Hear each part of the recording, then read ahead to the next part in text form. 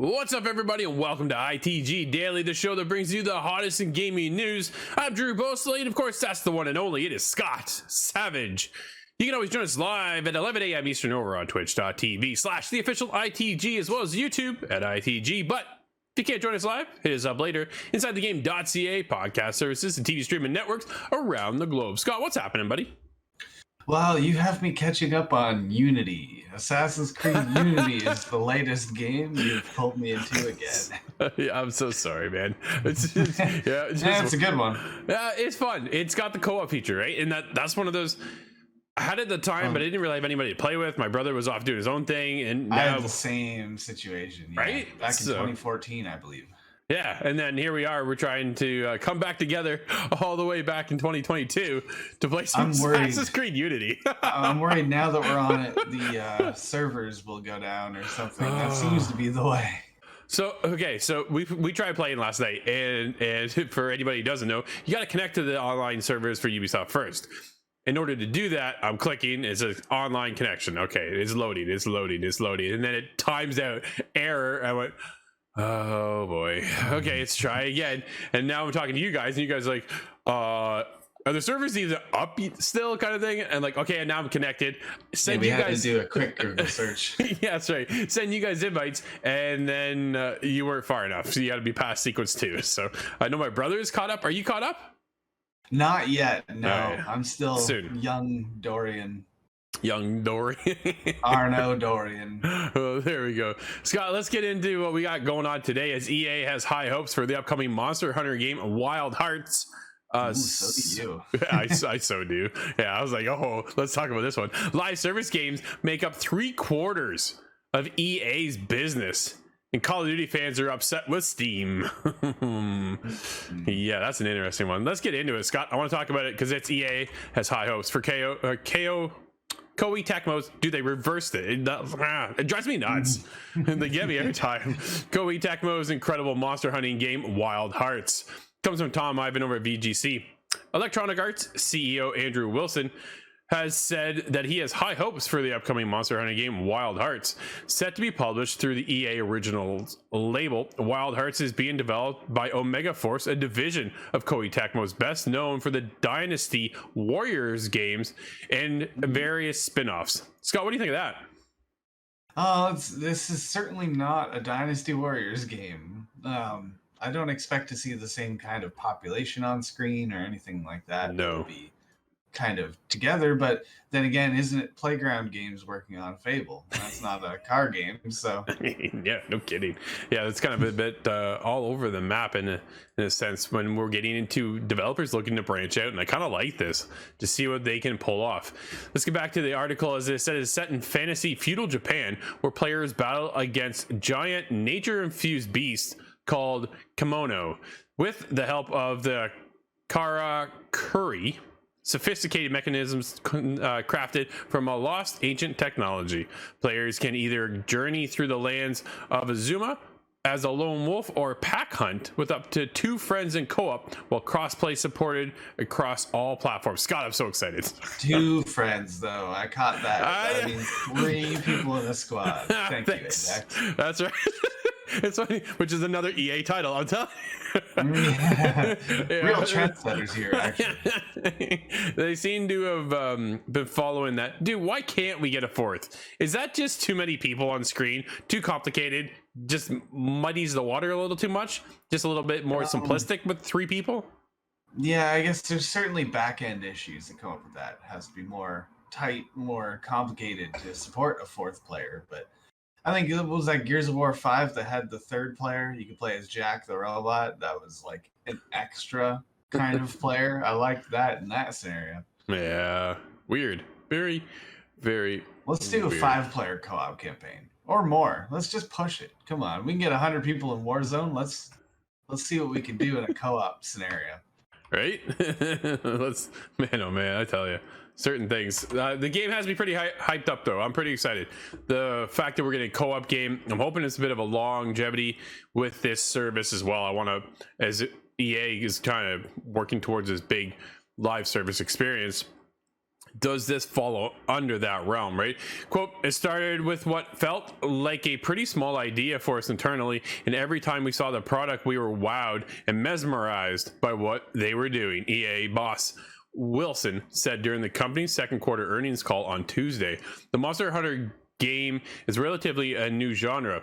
It is ripe for innovation and creativity and expansion, and what we see the team doing is all of the things the community is asking for in the genre.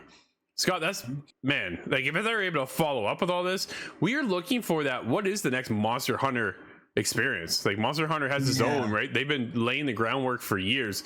Are they able now to come in and sweep up some of their fan base and take off with Wild Hearts? Kind of take some of that. I expect so, actually. Dauntless was very popular among the same crowd, so I figure that'll pull a good amount of people. I hope the quality behind it is enough to make people stay. And I think of Monster Hunter World, and there's really nothing I would add to that game except for raids, which I believe they did add eventually. So I felt covered there. I fell off of Monster Hunter Worlds at the 25 hour mark or something like that. Like I was getting in there. Probably double basil juice fight, if I had to guess. It's dude, that was just like the scratching the surface of the game.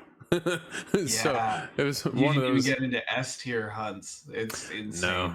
Yeah, I wanted to, but because it brought that co-op element. It had a bit of a weird mechanic as you partnered up and joined your team and your squad to venture out. But we'll see what happens here with Wild Hearts. I think it seems pretty drop in, drop out centric, so it's simple to get into, easy to access, but these mechanical little mechanisms to help you take down the beast is going to be fast paced. I think it might be a little bit more fast paced than Monster Hunter itself. Do you think?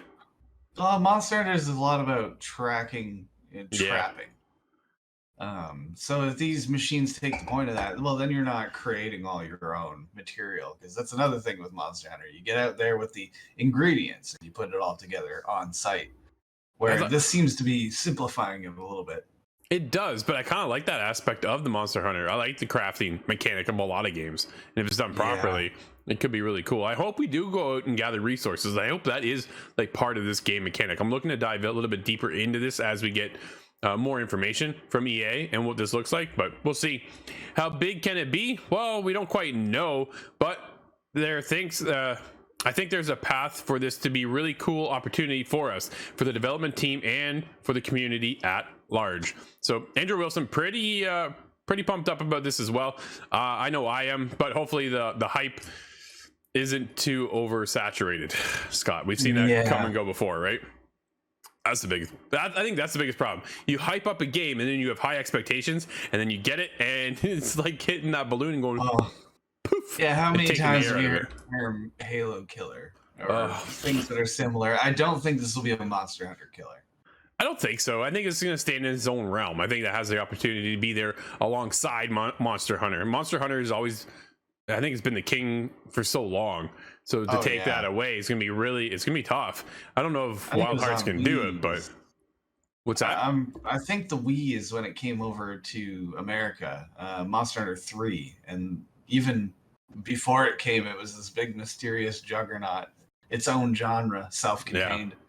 That's cool. Let's talk about more EA stuff as live service make up nearly 3/4 of EA's business. Jeffrey Russo over GamesIndustry.biz. During the Q2 EA's earning call yesterday, Executive Vice President and Chief Operating Officer Christopher Hsu revealed trailing a 12-month period, live service titles account for 73% of the firm's gaming business. Scott, we're starting to see a trend here. Everybody's switching over to games of service. We know PlayStation is working on 10 titles. King. Well, they're he is the king of live service. I'm not sure if you can hit the play now button without seeing the credit card screen, but that's for somebody. Clearly, it is very successful. Absolutely. He added that the digital title sales made up 66% of the full game units sold and increased 5% year over year. Sue also noted that performance of the firm's latest sports titles and their own live service components. Quote, in the first 4 weeks, FIFA 23 sell-through unit sales were up 10% versus the comparable period of FIFA 2022. Scott, that's a big get right there for them with FIFA. Once FIFA again, has to be their largest title. I think so at this point, right? Like Madden is there, but it's Worldwide. not whatever. No, that's very American centric. The worldwide football is just that, worldwide, Yeah, no, absolutely. enjoyed by billions of people. The company's executive also addressed the decision to convert The Sims 4 to a free-to-play model, Scott. That has been a big impact as well. Quote, as we look to the last 12 months, about 90% of all revenue was from extra content, not the base game, end quote, said CEO Andrew Wilson. All DLC, Scott, 90% of the sales came from DLC in the past year. To think that all began with horse armor. That's Microtransactions, they blew up after that moment, and this is it utilized in its fully realized form. It's working, right? If it keeps the lights on, keep doing it. People are still paying for it. I know we pay for stuff. Dude, I bought the battle pass. All right, okay, hey, ready? Marvel Snap, I'm in. I got hooked, and then I bought the battle pass. I want Spider-Man gear and all that kind of stuff, and I'm having a blast playing the game. I'm there for a while. It's one of those games I play every day. You don't have to play long, right? Matches are quick. You're in, you're out. But again, it's one of those. Here's the DLC extension of these games and where the future is going. What happens next? What transitions? So we had loot crates. Now we have battle pass. Now you can see the battle pass because everybody complained about the loot box. You can't, you don't know what you're getting. And then you get the battle pass and then you see the battle pass and you're like, I don't like this. I don't like that. That's cool. But in order to get to that part, you have to beat the first 20 tiers to get to that one, right? It's one of these things. So I know I was listening to a podcast the other day over Kind of Funny, and they're talking about how they almost want loot boxes back because some of the stuff they see in the battle pass is just so disappointing. And they don't want it, right? I think a good battle pass incorporates some loot box mechanic as well.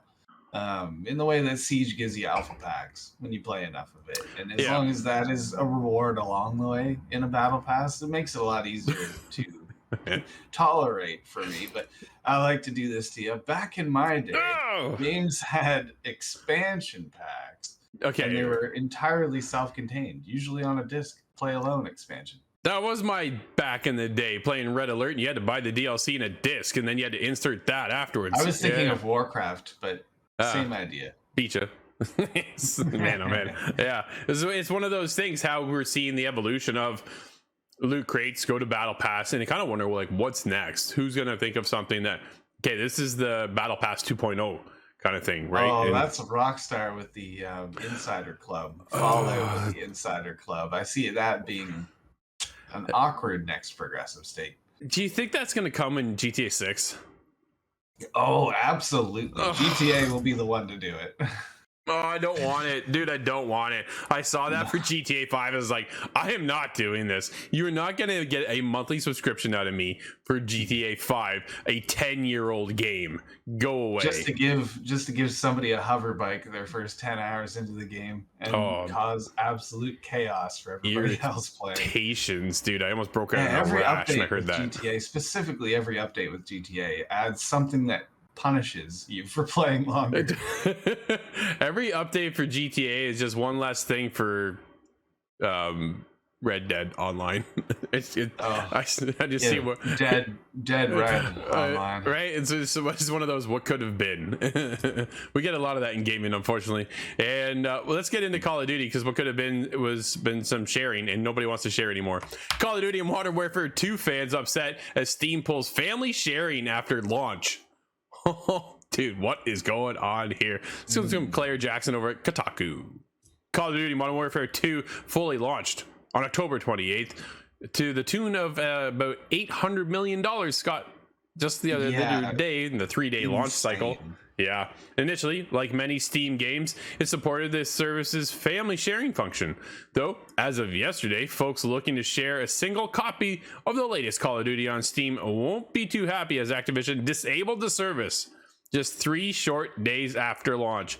After they took everybody's money, they're like, nope. No more. That's even worse than the Halo 5 scenario that I witnessed. Oh man, I'm just... Wow. At least that was out of the warehouse. It never had share co-op ability.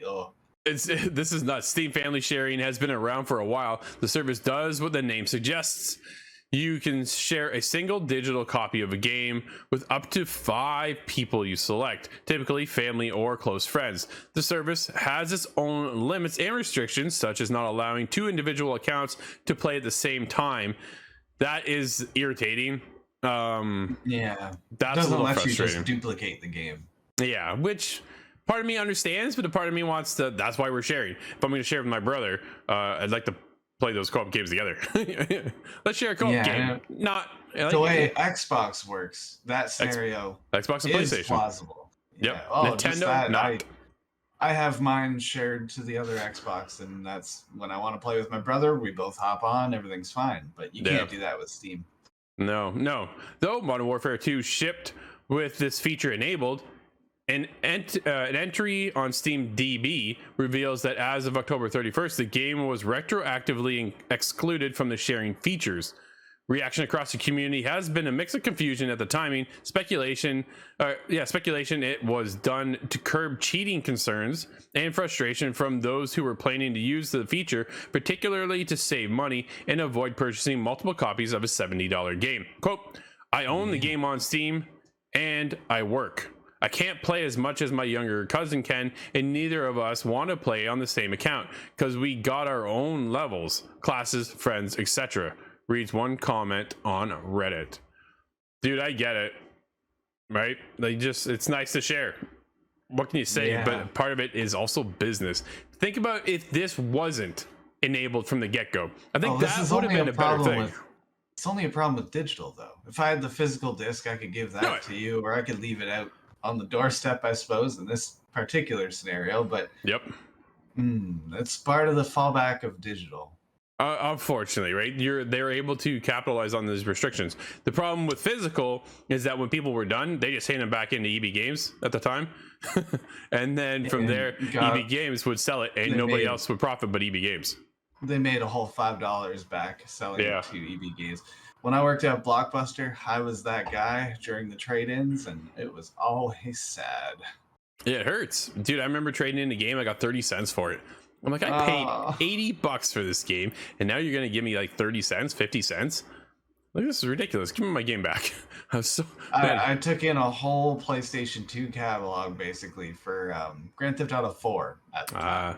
It was an underage kid that wanted it, and he made a deal with his parents. That was just a tough deal for me to witness. Yeah, it's one of those things. We'll see if it comes back online or if they're going to leave it. I think if they would have had it left off as a sharing feature right from the get-go, it wouldn't be so disturbing. And then you would have had multiple costs, multiple purchases. And would we be above? How high do you think we'd be above that sharing feature dollar that they purchased at the front of it was 800 million. Almost 800 million, and this includes some sharing. I wonder how much that would have been squeezed out. Is that 10% extra that would have been gathered, or? Yeah, I don't know. It's definitely, we'll keep an eye on it. We'll let you know if it comes back on, or if Activision just wants to hold it off. We'll see. I got a couple contacts. I'm going to reach out. I'll find it. Scott, let's get into it. Microsoft has invested in a Korean blockchain game company. I found this one interesting. Here we go. Because there's NFTs in my game. This is Chris Scullion over at VGC. Microsoft has invested in a Korean game company that specializes in blockchain technology. WeMade has announced that a new investment round saw it receiving around $46 million of investment from a number of companies, including the Xbox parent. Though it's not clear how much of this $46 million can be attributed to Microsoft, WeMade stated that it had remarkably succeeded to attract new capital from a foreign strategic investor at favorable conditions. I'm going to scroll way down here to the end of the doc. Microsoft head of gaming Phil Spencer had publicly stated that NFT games feel more exploitative than about entertainment. To him, adding in August that he was also cautious about play-to-earn crypto games, saying it creates a workforce out of players. And now they're investing in the company? That very quickly summarizes how I feel about it, too. Absolutely. Exploitative and creates a workforce out of players is a good way of putting it. Because, I'm not so sure I enjoy the idea of burning my processor for crypto. If I were to do that, I would have a mining rig. Well, that's just it's interesting to see, because there was I can't remember what the developer was, but they were using Minecraft as a tool to build a NFT project, a game, and then Microsoft came out and said, no, you can't do that. And they're like, well, you said we could, and then they were like, no, we don't support this, not happening. And now they're investing in a blockchain company. And I said at the time, they're not allowing somebody else to do it, is all they're doing. They are waiting for the right time to flip that over. And then all of a sudden you're going to get Minecraft with NFTs. I think the NFT market, which right now is dead, is cautiously watching as the game industry watches over the NFT market and see how that's going to, if it changes at all. Scott, I'm very curious now. I've been a part of that world, and I've been part of this world for decades now. So I'm watching them kind of go back and forth and see how it's going to actually pay out. NFTs, it feels like they're trying to inject themselves into all sorts of situations where consumers are pushing back a lot. I like the way I heard it said it's a solution waiting for a problem to happen. Yeah, it's definitely an interesting thing. It's like, you remember when mobile games first started? I heard it as this too. It's like when those were like, when people talk about those, oh, that's a mobile game. And now buy your energy to play it. Yeah, exactly. And that's kind of how NFTs are starting out as well. So I think we are years out from NFTs making an actual impact on the industry. But as of right now, Microsoft is starting to kind of dip their toe in the water. So we'll see what Phil Spencer keeps his toes in the near future. But we'll be moving on to the Frontier, Scott. Let's move on to the Beyonder. And the Frontier acquires Complex Games, publisher first studio acquisition priced at about $18 million Canadian. This comes from Danielle over at gamesindustry.biz. Developer and publisher Frontier has acquired Canadian studio Complex Games for an undisclosed amount. Complex Games is the developer behind Warhammer 40,000 Chaos Gate Demon Hunters, launched via third-party label Frontier Foundry in May. Scott, another acquisition in the industry. Funny how more studios just keep getting purchased.